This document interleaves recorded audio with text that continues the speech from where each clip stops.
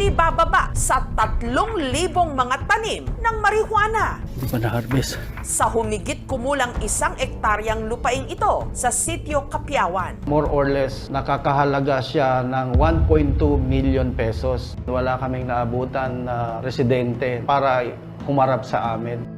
Ang 3,000 mga tanim na marijuana pinagbubunot ng mga otoridad. Mahihirapan natin ibaba lahat ng mga confiscated doon sa office. Ito nga lang ang gasolina ha kayo nakapata dito sa Nakapag-desisyon na lang po kami, doon na lang namin isunog ang mga confiscated marijuana.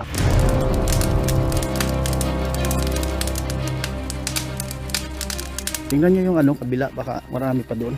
Ang tanong, sino ang nasa likod ng marijuana plantation na ito sa Cebu?